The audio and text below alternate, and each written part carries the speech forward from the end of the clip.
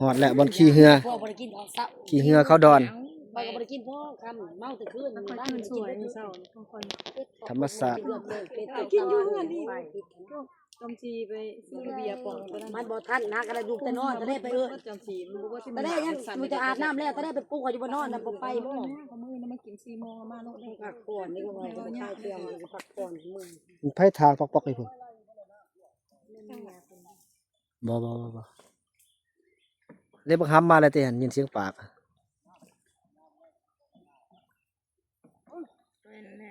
บ่ได้นอนคืนมานั่นเด้นอนตื่นเท่าเดียวตื่นขึ้นมาแจ้งบ่ที่นอนบัดนี้ซื่อเด้บักหำมาแล้วเนาะขอยเบื้องนั้นม่วนน่ะดิมีกุ๊กป่วยกุ๊กอันนั้นบักหำบ่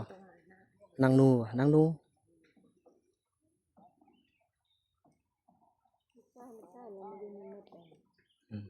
เนี่ยมันก็อยู่พักนับขึ้น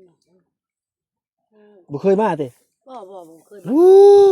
เฒ่าอยู่นี่เอาอยู่นี่ยังบ่มาจักเทื่อก็ตะแลบ่มาพัวพันอยู่บัดนี้บ่ได้ไปทางใดบ่ตะแลมาให้เราติดบัดอยู่แต่ห้านขายเฟอตื่นมาเฮ็ดแต่ถ้วยเฟอกับกะปิแม่นแล้วใส่ละบัดนี้กับพุ่นน่ะคือจะเห็นนั่นบัดกูว่าอ้วนจะซื้อได้ขาดห้านนี่ปิดห้านนี่ไปอีกน่ะพอซีดให้12-3ลูกก็ว่าบ่นาเอามาไว้สิตู้ได้หลายหมู่ก็ซีดแฮงมากินเป็นไว้เพิ่นหามาแล้วบ่ป่าหามาเรียบร้อยแล้วพี่ก็มาเมื่อกี้ก็ดีพร้อมกันเลยเนาะทำนักกันพอเป็นมาเลยนางมานี่นางไรจักคนนี่ไปเอาเครื่องขึ้นเครื่องกับลงบ่ไหลคือว่าอ้วนคือป้าเนี่ยนี่ไปไอ้เทิงไพศาลได้จักคนนี่3บ่เอาป้าไว้เทิงนี่3ให้3ใส่เนี่ยยับไปอันนี้บ่ไปเทิงน้ำทิ้งน้ำ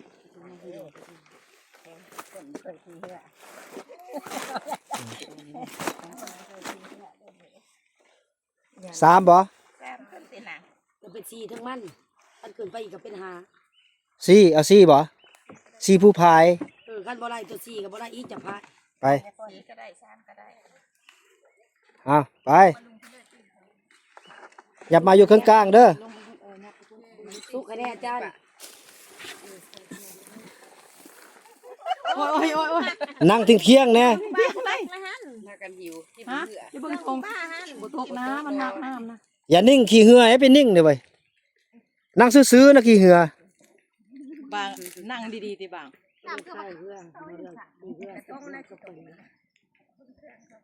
เดี๋ยวก็ยับลงไปส่วนพุ่นอีกเกี่ยวก็ได้บ่เป็นหยังบ่ดีมันบ่เป็นฟองมันถึงน้ำไหล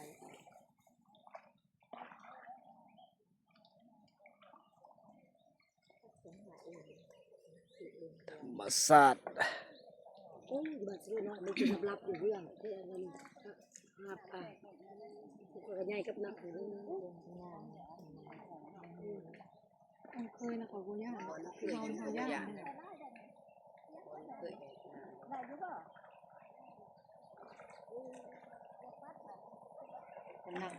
มันนักโคตรคือบ่ยับไปแน่มันสิน้ำเข้าแล้วมันจุ่มอันนี้มันสะน้ำตีเกือบเป็นใหญ่ไหนเลยแนวนี้ค่ะเนี่ยร้อยน้ำกันเลยเนี่ยเอามาขึ้นนี่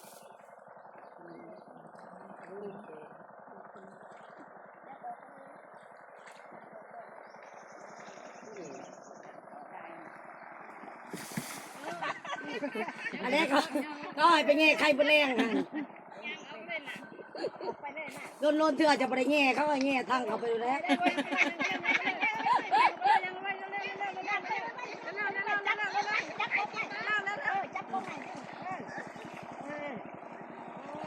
เป็นดอกน้ำความมั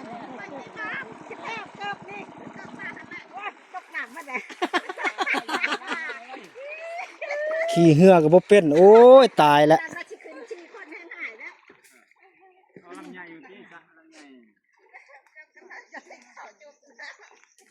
หันบ่แม่นดอกผู้ขี่เหือหันมันบ่เป็น ตะก้นนี่ ขี่เหือนิ่งแงกๆอยู่ เอาไรมันแม่นเหือหัวนั่นน่ะเหือหัวให้มันดี อันนี้มันน้ำไหลเขาเหือยิ่งคือว่าเหือหัวอยู่กันเหือหัวมันก็ไหลออกใช่หรือเปล่าน้ำไหลเขาเหือไปอันนี้เขาก่อน โอ้ย ไอ้ก้อนกูบ้าอ้วนลิ้นแล้วก็ป้าผลเป็นอะไรปล่อยป้าแล้วก็เลี้ยวแล้วพอได้สั้นน่ะ เอาเอา โอ้ยมือวางเอา เอานี่แหละวะเอาบ่ทันเครื่อง อ้าวเฮ็ดได้ดีบ่เนี่ย ทีมบ่ทินอะไรจะก้นนี่ เอามา4 คนยับมาอีกจ้ะยับมาอีกจ้ะ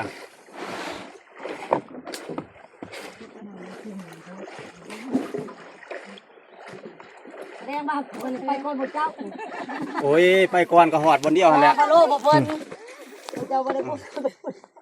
เอาสุกเหือออกได้พอได้อยู่เนาะหัน เอาก็เอิ้นว่าบ่กำลังหลังกลัว เด้อมือว่านนี่นอใหม่พวกบ้าว่านนี่ปราบบ่แล้วแต่ว่าสิย่างบ่นอใหม่มื้อนี้หั่น ต่อมาอยู่ไส นอใหม่อยู่สวนนี่แหละ โอ้ไม่ได้บ่ ว่านนี่ปลาในปอกเอาจะได้คู่หนึง โอ้ไม่ได้มาพี่บ่ มานี่แล้วว่านนี่ มาพี่แหละเพิ่นน่ะ สมจันทร์สมสังมานี่เบิดแล้วว่านนี่ เพราะว่า ว่านนี่ป้าตัวหนึง8 โลว่านป้าหม้ออีกได้โลแล้วไปจ้างว่านขอบทั่วแด้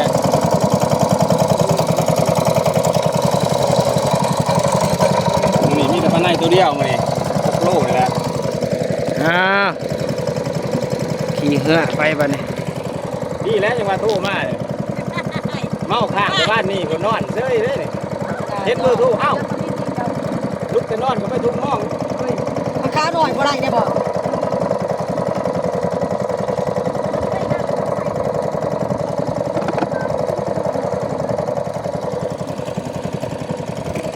ขี่เหือโอ้ยโยนั่งดีๆเด้อเว้ยทั้งนั้นน่ะอย่านิ่งเต้ๆนั่งเหือน่ะโอ้นั่งเหือแล้วแงกๆอยู่อย่าติ้งนั่งเหือนั่งดี ปิ้งก็จะเป็นหยัง จะนั่งบอกลงไป ๆอ้าวเพิ่นสวนเพิ่น เป็นบ่เจ้าโอ้ยตะมีดีๆดอกก่อน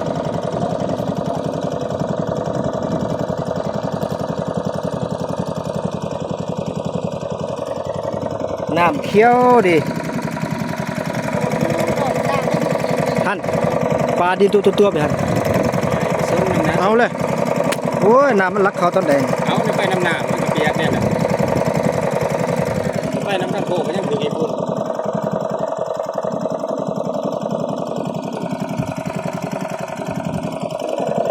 สัตว์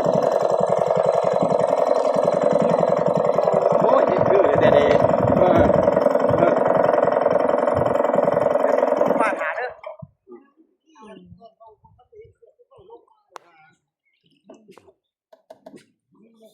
หอดแล้ว มานี่ท้ายนี่มา ไปลุก ไปออก นี่ เปียกเบิด มาไหนได้กินเลยนะหมดอาถาพวกนึงกินนะผมจะมาสาลาย ว่ามันลดเด้อ